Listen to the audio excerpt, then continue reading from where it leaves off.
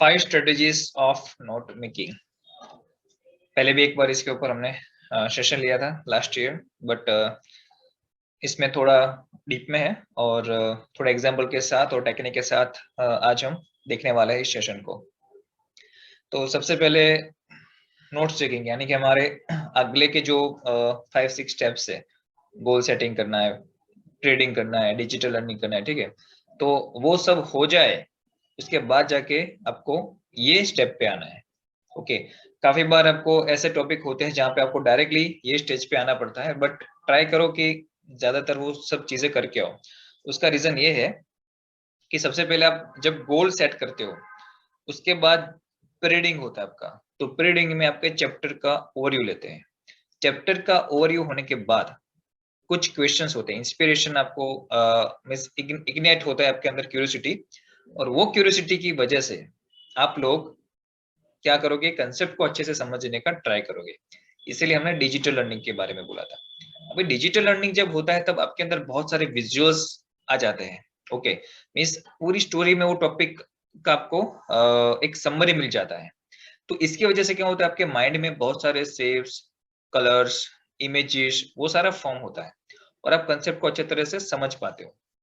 लेकिन क्या होता है, आप समझने के बाद उसको आप डिकोड नहीं करते हो और इसलिए आप एग्जाम के टाइम में भूल जाते हो। ओके, तो वो डिकोड क्या है और कैसे करना है, ये उसके मेथड है। तो पहले समझो कि इंपॉर्टेंस क्या है नोट्स बनाने की, क्योंकि आप सब कुछ करते हो और बाद में फिर ये जो स्टेप नहीं करते हो तो आगे का जो भी कुछ किया वो सब पानी में। इट्स लाइक अगर सीमेंट का कहीं पे आप काम करते हो, ठीक है, सीमेंट अगर लगा देते हैं वॉल पे ब्रिक को स्टिक करने के लिए एक दूसरे के साथ, फिर उसको कंटिन्यूअस फॉर 3-4 डेज उसके ऊपर 2-3 टाइम पानी देना पड़ता है, तब जाके वो स्ट्रॉन्ग बनता है। तो सेम हियर, ओके, आपको भी यहीं पे अप्लाई करना है। एंड दैट्स द रीजन कि हमें नोट्स टेकिंग को इम्पोर्टेंस देना है। अगर आपको एक्चुअली में जो भी कंसेप्ट है उसको बाय हार्ट याद करना है तो you have to go through this step. Is that clear everyone? Yes sir. Okay, then let's start. तो सबसे पहले इम्पोर्टेंस ऑफ नोट टेकिंग, ठीक है, जो हमने थोड़ा बहुत कुछ देखा, लेकिन और इसके बारे में एडवांटेज बताते हैं। तो इम्पोर्टेंस ऑफ नोट टेकिंग है क्या? फॉर स्टडी पर्पस ओनली, कि आपकी जो स्टडी होती है जब आप उसको बहुत सारी इंफॉर्मेशन के थ्रू आप गुजरते हो तब क्या होता है, कुछ ही ऐसी इंपॉर्टेंस चीजें होती है जो आपको याद रखनी होती है। ओके, जो कुछ ही कंसेप्ट होते हैं जो आपको याद रखने होते हैं, and that's the reason we have to make notes. Okay, then इससे क्या होता है, आपको रिवीजन टाइम में बहुत काम आती है। फॉर योर हायर स्टैंडर्ड्स, अगर आपके पास लास्ट ईयर की नोट्स है तो आप इजीली उसमें से रिवाइज कर सकते हो। और नोट्स से क्या होता है, आपका जो ब्रेनस्टॉर्मिंग पावर है वो इंक्रीज होता है और आपकी एफिशिएंसी ओवरऑल बढ़ती है, फोकस रहता है। जब आप प्रैक्टिस करते हो तब आपके पास जब नोट्स लिखने के लिए नोट्स लिखने का रीजन है तब वो वहां पे आपको हेल्प करता है, क्योंकि जब नोट्स बनानी है तब आपके पास कुछ पर्पस है, वो चैप्टर स्टडी करने का एक और पर्पस है कि मुझे नोट्स बनानी है। नोट्स कब बना सकते हो आप, जब वो कंसेप्ट को आप समझोगे तब। And that's how this process is keep going. काफी बार फोन्स वगैरह आ जाते हैं तो दिक्कत हो जाती है। ठीक है, चलिए नेक्स्ट। तो सबसे पहले बात करते हैं, टोटल हम 5 अलग अलग मेथड है, ओके, ये स्टडी करने के लिए। उसमें से जो फर्स्ट है वो है कार्नो नोट टेकिंग मेथड। तो ये कार्नो नोट टेकिंग मेथड क्या है? सो ये जनरली आपको एसएस में और लैंग्वेजेस वाले जो आपके सब्जेक्ट है वहां पे आपको ये ज्यादा काम आएगी। ओके, तो इसके अंदर क्या रहेगा आपका कि जो इसको बोलते हैं 5 R's: record, reduce, recite, reflect and review. अभी ये सारे क्या क्या है उसको स्टेप बाय स्टेप हम समझने का ट्राई करते हैं। सबसे पहले रिकॉर्ड है। रिकॉर्ड का मतलब है कि आप जो भी स्टडी कर रहे हो, ओके, तो उसमें मेन चीजें क्या है उसका रिकॉर्ड कीजिए आप। ओके, क्योंकि वही मेन चीजें अगर याद आएगी कि तो आपको पूरा क्वेश्चन का आंसर याद आ जाएगा। उसके बाद क्या करना है आपको, रिड्यूस, जो जो अलग अलग चीजें उसके अलावा की जो चीजें हैं, ओके, उसको जाने दीजिए आप। काफी बार आपको क्या होता है, टॉकेटिव चीजें ज्यादा देते हैं आपको इंटरेस्ट बढ़ाने के लिए आपका बुक के अंदर, लेकिन वो इतना इंपॉर्टेंस नहीं होती है। तो फिर वो जो एक्स्ट्रा इन्फॉर्मेशन उसको रिड्यूस करके, मीन्स वो पूरे पैराग्राफ को रिड्यूस करके जो प्योर चीज है वो वहां पे आप लिखिए, वहां पे आप ड्राइंग भी कर सकते हो। या रिसाइट, उसमें जो पूरे आइडिया है वो पूरा आइडिया को हमें कंसिडर करना है उसके अंदर, और आप क्या समझे उसके अंदर से, ठीक है, वो आपको वहां पे लिखना है। देन रिफ्लेक्ट, जो भी पूरे टॉपिक का जो आइडिया है, ओके, वो पूरे टॉपिक, ये सारी चीजों में से क्या कहना चाहते हैं वो आपको वहां पे लिखना है। एंड रिव्यू, तो उसमें से आपको बार बार रिवीजन करना है, किस तरह से आपको कुछ नए आइडियाज आ रहे हैं उसमें से आपको याद रहा कि नहीं, वो सारा चेक करना है। तो इस तरह से आपको कार्नो नोट्स बनानी है। ये कुछ एग्जांपल दिए हैं आपको कार्नो नोट्स के कि किस तरह से हम बनाते हैं। तो जैसे कि पहला टॉपिक लगा दो सर मेरे पास भी एक एग्जांपल है। यस। कैन तो आई शो यू? आप कैसे शो कर सकते हो यहाँ पे, व्हाट्सएप पे भेज देना, कोई बात नहीं। ऑलराइट, तो ये ओके सर। अलग अलग मेथड से आप कर सकते हो। तो यहाँ पे जैसे कि स्टेप बाय स्टेप इन्होंने डिटेलिंग कर दिया, और यहाँ पे इमोजीज वगैरह यूज किए हैं, तो ये भी आप कर सकते हो। और ये लास्ट में यहाँ पे समरी लिखी है। ओके, ये कुछ आपके एग्जांपल्स है जो स्टूडेंट्स ने बनाए हैं, 3 स्टूडेंट्स ने। तो आप यहाँ पे ड्राइंग भी कर सकते हो ताकि आपको याद रहे अच्छे से, यहाँ पे लिख सकते हो लास्ट में समरी। तो इस तरह से आप कार्नो नोट्स बना सकते हो, ठीक है। फिर जो नेक्स्ट आता है आपका, नेक्स्ट स्टेप है कि अगर मुझे अहमदाबाद से दिल्ली जाना है तो मैं कैसे जा सकता हूँ, मीन्स पाथ में कैसे फाइंड करूंगा। अगर मुझे नहीं पता है कैसे जाना है, ठीक है, अहमदाबाद टू मनाली लेते हैं एग्जाम्पल यहाँ पे जो है। अगर मुझे अहमदाबाद टू मनाली जाना है तो मैं कैसे जा पाऊंगा वहां पे। तो सबसे पहले मैं क्या करूंगा, गूगल पे सर्च करूंगा। तो जब गूगल पे सर्च करते हैं तो वहां पे हमें 2 चीजें देते हैं। एक होता है इंफॉर्मेटिव डायरेक्शन, मीन्स डिस्क्रिप्शन होता है पूरा कि turn left, turn right, go straight, turn left from this particular place. तो पूरा लिखा हुआ होता है, राइट अप। और दूसरा होता है जहाँ पे हमें मैप दिखाता है, जो आप पूरा वो ट्रैक करता है कि आपकी गाड़ी अभी यहाँ पे है, यहाँ से इधर जाएगी, इधर से आगे, वो पूरा दिखता है आपको पूरा मैप। तो which one is better option, first या सेकंड? सेकंड। सेकंड। क्यों? क्योंकि वो हमें पूरा समरी दिख जाता है कि कैसे जाना, और वो जब रीडिंग करते हैं ना तब भूल जाते हैं भी आगे कहाँ से लेना था लेफ्ट, कंफ्यूजन हो जाती है। एंड दैट्स द रीजन कि हमें माइंड मैप्स यूज करना है इन द नोट्स मेकिंग में। ओके, तो व्हाट इज माइंड मैप? तो माइंड मैप यानी कि जैसे हमने समझा कि हमें हमारा जो माइंड है वो डिटेलिंग को इग्नोर करके, means ignore in the sense बहुत सारा कंटेंट उसको पसंद नहीं आता है, समझ में नहीं आता एक ही टाइम में। लेकिन अगर उसको आप विजुअल दिखा देते हो कि किस तरह से ये काम करता है तो आपको तुरंत समझ में आ जाता है। That's called mind map. तो हमें माइंड मैप में पूरी समरी जो होती है वो एक ही पेज पे आ जाती है, not on return but in a creative way. That's called mind map. Okay, जिस यहाँ पे जैसे कि एक example benefit of mind map, उसका माइंड मैप है यहाँ पे। ओके, तो उसमें क्या क्या आती है, brainstorming, idea, concept, problem, understanding कि आप क्या समझे, आपकी अंडरस्टैंडिंग क्या है, कनेक्शन क्या है, रिलेशनशिप क्या है वो टॉपिक की, कैसे आप फाइंड कर सकते हो उसको, किसी के साथ एंगेज कर सकते हो। देन कम्युनिकेट, आप आराम से उसको इजीली किसी को एक्सप्लेन करना है। अगर आपने वो माइंड मैप देखा हुआ है तो आप बता सकते हो कि टर्न लेफ्ट, टर्न राइट, वो पूरा मैप आपको एक ही बार में याद आ जाती है क्योंकि वो इमेज के फॉर्म में होता है। और जो कंटेंट होता है वो वर्ड के फॉर्म में होता है, इंफॉर्मेशन के फॉर्म में होता है, वो हमें ज्यादातर याद नहीं रहती है। एंड दैट्स द रीजन कि we have to understand the mind map first to explain other people. Is like we are decoding the concept. जैसे कि अगर मैं बोलता हूँ ड्रॉट, तो अगर ड्रॉट आपको नहीं पता है तो आपको पहले समझना पड़ेगा, उसके विजुलाइज करने पड़ेंगे कि जहाँ पे काफी टाइम से पानी नहीं है, ओके, लोग तड़प रहे हैं पानी पीने के लिए, वाटर के लिए, और वो जो कंडीशन होती है दैट्स कॉल्ड ड्रॉट। वो जो लैंड वगैरह होती है, जो एटमोस्फेयर वहां पे वो रहता है, तो वो हो गया ड्रॉट। तो अगर इस तरह से आप समझे हुए हो, उसको लिखा हुआ drought, struggling with water, no rain, okay, sand dunes, वो सारा जब आ जाता है और कुछ नहीं मिलता वहां पे, तो वो पूरा उसका माइंड मैप हुआ। तो सेम वे आपको यहाँ पे माइंड मैप अगर आप समझोगे तो किसी और को अच्छे से समझा सकते हो। तो दैट्स कॉल्ड डिकोड। हमें पूरा एक टाइम पे समझ में नहीं आता है तो हम उसको समझते हैं, और समझते फिर हम अपने हिसाब से लिखते हैं। That's called mind. इसीलिए हमने लाइक वो समझा कि पहले डिजिटल लर्निंग क्या होती है, डिजिटल लर्निंग होने के बाद ही आपके लिए स्टेप इजी हो जाता है। ओके, तो माइंड मैप बनाते कैसे है, ओके, तो उसका थोड़ा डिटेलिंग देखते हैं।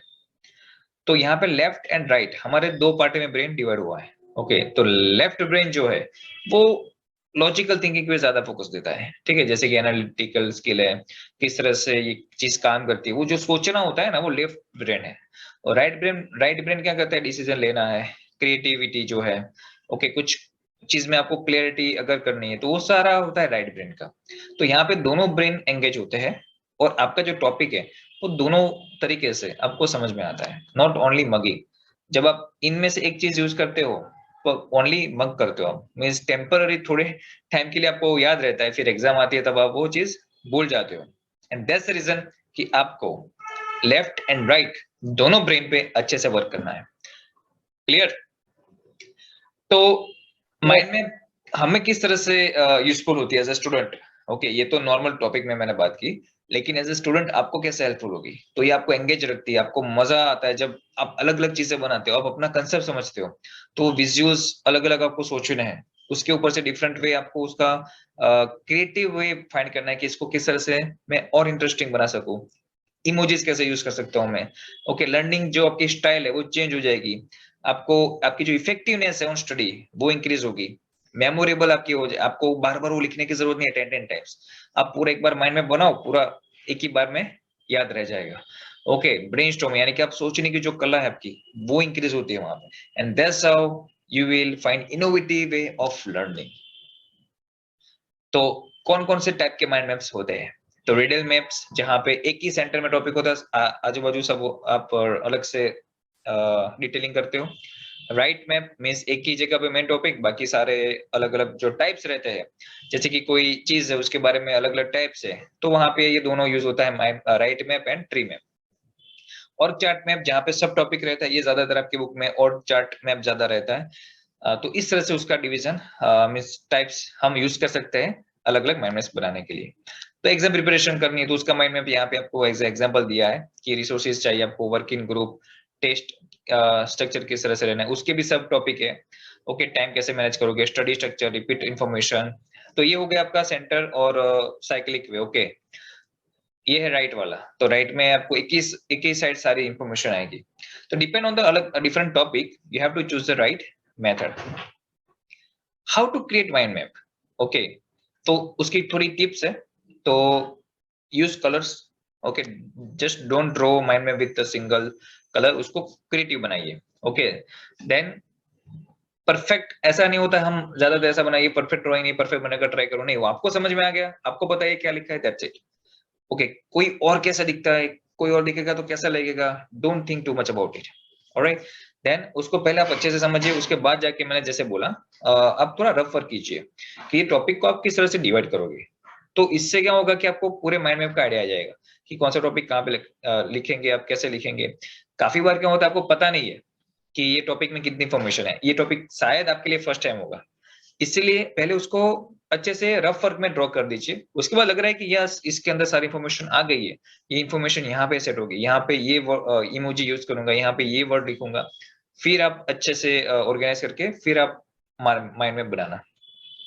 तो कैसे बनाएंगे? Is from stretch. तो सबसे पहले आता है आपका मेन टॉपिक, और मेन टॉपिक के बाद आता है अलग अलग ब्रांचेस। तो फर्स्ट ब्रांच पे आप उसका इंट्रोडक्शन से चालू कीजिए। ठीक है, कि जैसे कि मैंने बताया कि इसके अंदर मेन मेन पॉइंट्स कौन से हैं, सब टाइप है, किस तरह से वो समझना चाहते हैं। ओके, फिर थिंक कि आप कैसे याद रखोगे उसको। फिर आता है look and in the sense कि ये तो इसका है क्यूरियस ब्रेन के अलग अलग टाइप्स है, लेकिन आपको किस तरह से इसके अंदर जोड़ना है वन वन करके। तो उसके अंदर सब ब्रांच, जैसे कि यहाँ पे बोला है लुक, फिर लर्न एंड एनहेंस। लुक से ये चीज होती है, फिर लर्न तो क्या लर्न करना है, तो उसमें क्या कंसिडर करोगे आप। एनहेंस तो senses and try. Okay, enhance your senses. तो इस तरह से क्यूरियस ब्रेन की क्वालिटी है, ये उसका पूरा माइंड में है। फिर राइट, ड्रॉ टेस्ट, ड्रॉ के अंदर क्या करोगे, तो पेंट एंड बिल्ड। तो इसे स्टेप बाय स्टेप उसको स्मॉल डिवीजन में कन्वर्ट करना है। इससे क्या होता है, वो पूरी इंफॉर्मेशन ब्रेक डाउन हो जाएगी, फिर हमें सिर्फ उसको ज्वाइन करना ही है। ऑलराइट, तो इस तरह से पूरा माइंड मैप आपका स्टेप बाय स्टेप क्रिएट होता है। फिर ये होगी आपकी इमोजीज, देखो किस तरह से लगता है पूरा अच्छे से, आपको भी मजा आएगा रिवीजन में। एक्चुअली कलरफुल है। ओके, थोड़ा यहाँ पे हमने उसको डार्क कर दिया है। क्लियर? Yes. तो that's how you create mind maps. ठीक है, अभी कैसा दिख रहा है? इंटरेस्टिंग? Yes, sir. देखो आप किस तरह से सिंबल यूज किए, emojis, So try to draw any 5 emojis. Okay, after this session आप ऐसा कुछ try कर लेना. अभी टाइम नहीं है, बट आप जब यूट्यूब पे अगर ये वीडियो देखोगे you can try at that time too. तो ये सारे सिंबल है जो अलग अलग चीज रिप्रेजेंट करता है. जैसे कि माउंटेन है, तो माउंटेन क्या रिप्रेजेंट करता है? Strength, height.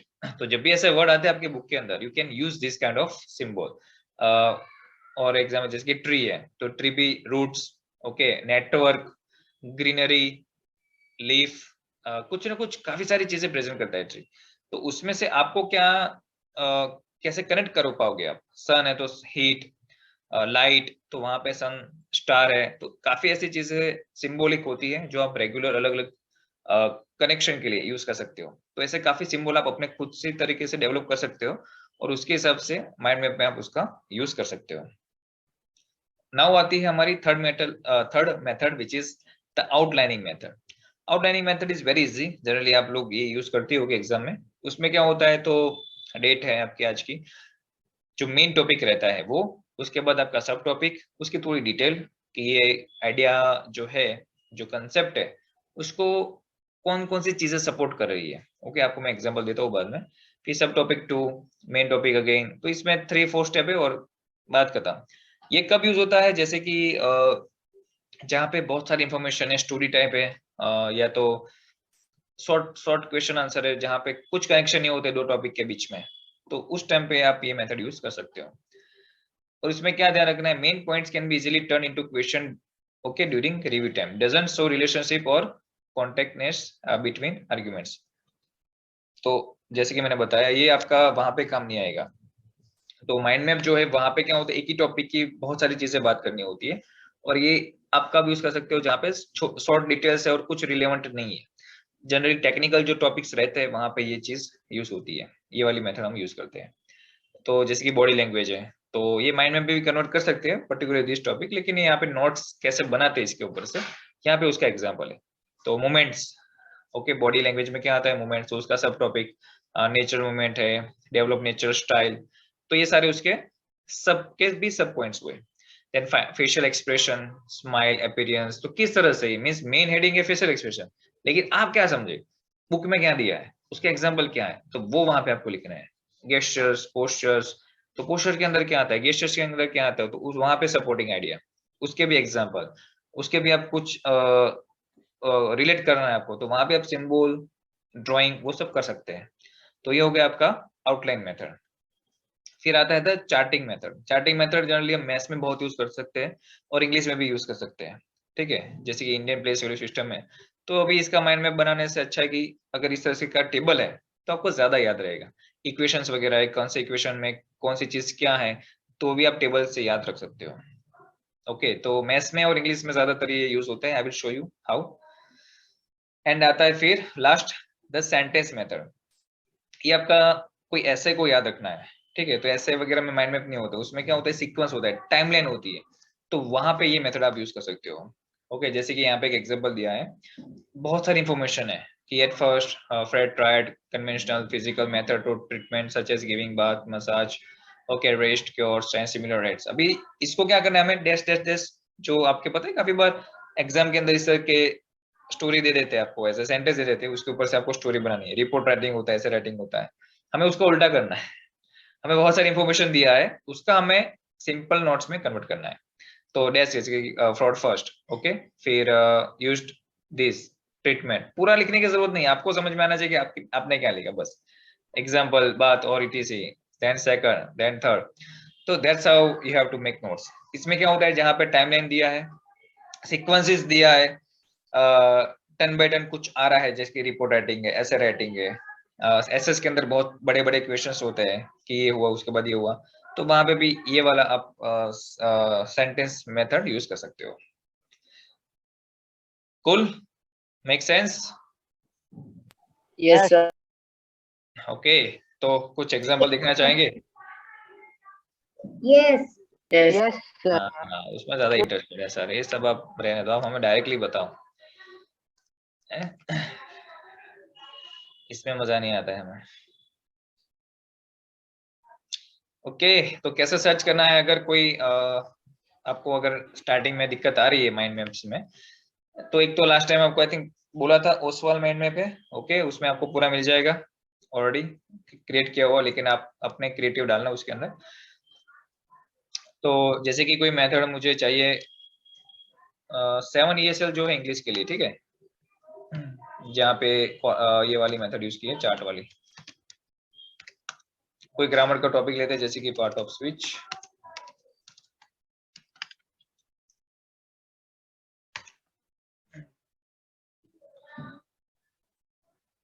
के इमेजेस में जाते हैं।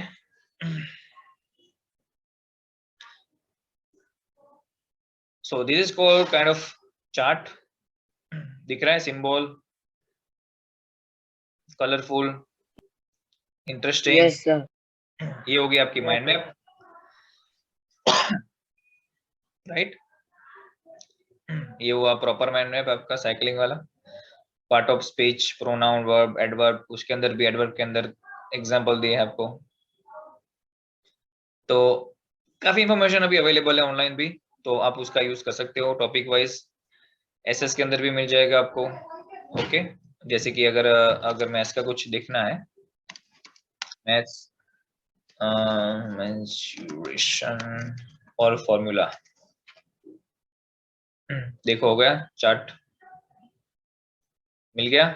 तो एक ही चार्ट में क्या होता है, सब इंफॉर्मेशन आ जाती है। अभी ये माइंड मैप पे काम नहीं करेगा, you have to go with chart only.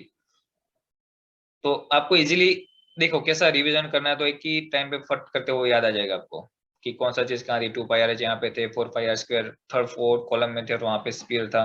तो पूरा अगर कलरिंग किया हुआ है आपने, ब्रेनस्टॉर्म किया हुआ है, तो आपको वैसे भी याद आ जाएगा ये चीजें। तो this is called chart method. आप इसमें से भी रेफरेंस लेके अपना खुद का बना सकते हो, ठीक है। This is another one. तो यहाँ पे मैंने कुछ लिखा नहीं चार्ट वगैरह, लेकिन उन्होंने ऑलरेडी ये यूज किया है, विच इज शोइंग दैट ये वाला जो पार्ट है वो इजी है चार्ट मेथड से समझना, ओके। ये किसी ने मैन्युअली बनाया हुआ है, देखो प्रिंट करके।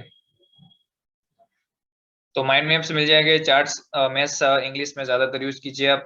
एसएस में और लॉन्ग क्वेश्चन आंसर में आपका ये यूज होगा, आपका कानोट नोट टेकिंग मेथड, ओके। आप काफी एग्जांपल सर्च कर सकते हो यहाँ पे। और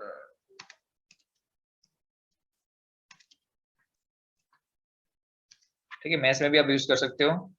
तो इस तरह से कानो नोट्स बना सकते हो आप। वो ज्यादा नहीं मिलेगा, ये आपको आपके हिसाब से थोड़ा देखना पड़ेगा। थोड़ा स्टार्टिंग में शायद आपको हार्ड लग सके, जरूरी नहीं है लगेगा ही लगेगा, बट ट्राई करो एटलीस्ट। जितना आप ट्राई करोगे उतना आपको ज्यादा मजा आएगा। और फिर आपकी एक बार हैबिट हो जाएगी, फिर दिक्कत नहीं है, then you will enjoy, okay. जैसे कि यहाँ पे देखो कानो नोट्स यूज किया गया है, तो स्टेप्स दिखा है और यहाँ पे मेथड का नाम लिख लिया, उसका जो भी है क्या क्या ध्यान रखना है मेथड के अंदर। तो ऐसा भी आप लिख सकते हो अपने हिसाब से कि just taking care of this thing in this step, calculation के ध्यान देना ज्यादा, वो आपकी मिस्टेक जो होती है उसके ऊपर से आप कर सकते हो, ठीक है। यहाँ पे प्रोसेस है, यहाँ पे स्टेप है, समरी है, वेरिएबल की एग्जांपल है। तो पहले स्टडी कीजिए ये सारी चीजें अपने हिसाब से, एंड फिर ट्राई कीजिए खुद से, एंड आई एम श्योर वो आपको बहुत मजा आएगा ये चीज करने में, okay. Anyone has any doubt? No doubt. कोई गाइडेंस चाहिए, सर, कोई नो डाउट। क्वेश्चन है, कुछ प्रॉब्लम आ रही है सर्च करने में, ऐसा कुछ हो रहा है, देन सर, लेट अस। मैंने आपको वो एग्जांपल भेजा। अच्छा, व्हाट्सएप किया है कार्नोल्ड यस मेथड सर। का, ओके। ये किसके ऊपर बनाई आपने? सर, चैप्टर 15 जो है ना 7th में, लाइट, उसके ऊपर। अच्छा, लाइट के ऊपर बनाई, अच्छा। I will show here, okay. Are you able to see this? Yes sir. तो दिस इम्प्लीमेंटेशन देखो किस तरह से बना है। What is light, dense, what is it, reflection of light, तो उसके बारे में। तो इसमें देखो आई थिंक चैप्टर का ऑलमोस्ट 25% आपका इधर आ गया। बाकी का अगर 2-3 पेज ऐसे बनाओगे इंटरेस्टिंग वे, इसमें और इमोजीज डालो सत्यजीत। आपकी इमोजीज नहीं है। सर, ये तो लास्ट ईयर का है। अच्छा, लास्ट ईयर का है, तो इस टाइम थोड़ा अच्छे से बना के फिर से सेंड करो आप, ओके। ओके। इसकी प्रैक्टिस चालू ही रखो, तब इम्प्रूवमेंट होगा आपका। Make sense? Okay Yes. अच्छा, अभी नेक्स्ट सेशन हमारा होगा कि सेल्फ प्रैक्टिस कैसे करते हैं। ठीक है, ये सब हो गया आपका। अभी क्या हो रहा है, गोल डिसाइड कर लिया कि ये चैप्टर हमें लर्न करना है। जैसे कि लाइट का एग्जांपल लेते हैं यहाँ पे कि मुझे चैप्टर नंबर 15 लाइट पूरा गोल स्टेटमेंट बना दिया आपने। रीडिंग कर लिया, स्कूल में लेक्चर होने से पहले रीडिंग के बाद क्यूरियोसिटी को इंस्पायर किया, इग्नाइट किया, चैप्टर को पहले स्कूल में समझा, डिजिटल लर्निंग हुआ आपका। उसके बाद वो सारा कंसेप्ट एक बार समझ लिया, डिकोडिंग हो गया चैप्टर का, उसी टाइम नोट्स बना लो। ओके, वेट मत करो। तो नोट्स जब बना दोगे तो पूरा कंसेप्ट आपको समझ में आया वो आप लिख लोगे। तो उससे क्या होगा, वो माइंड में फिक्स हो जाएगा। और ये होने के बाद ओके, इससे क्या होता है, आपको याद रहेगा। लेकिन याद रहने के बाद भी वो रहा कि नहीं, वो भी चेक करना पड़ेगा कि कितना और मेहनत करना है हमें। और उसके लिए क्या आएगा फिर, सेल्फ टेस्ट। तो हम नेक्स्ट सेशन में बात करने वाले हैं कि सेल्फ टेस्ट की जो प्रैक्टिस है वो कैसे करें, किस तरह से सेल्फ इंप्रूवमेंट लाए हमारे अंदर स्टडी के अंदर, और उसमें से एग्जाम के अंदर हम कैसे अच्छे मार्क लाए और उसकी प्रैक्टिस कैसे करें। तो उसके बारे में हम नेक्स्ट सेशन में बात करेंगे। And I think that would be our last session. In case अगर देखते हैं आपको आपकी तरफ से अगर कोई डिमांड आती है तो उसके बाद हमारा टॉपिक चेंज हो जाएगा, क्योंकि ये आपकी ये पूरी 10 लेक्चर जो है आपके, जो भी I think this one is part 8, तो टोटल 10 सेशन है। तो ये पूरे एक दूसरे के साथ कनेक्टेड है, दैट्स द रीजन। क्लियर? तो कैसे चल रही है जनवरी, कुछ रिलेट हो रहा है कि नहीं, इम्प्लीमेंट कर रहे हो कि नहीं घर पे फिर? यस सर, कर रहा हूँ, एक चैप्टर किया है। ओके, जो गोल आपको बोला था लिखने के लिए उसके ऊपर इस तरह से काम करो, देन फिर मुझे बताना कि वो चैप्टर के अंदर आपको कितना कॉन्फिडेंस आ रहा है after going through this process. Alright, चलो मिलते हैं next time, next Tuesday at 7 PM. Bye for now. Practice on this task. Okay, do and create some mind maps and upload it or send me in the group.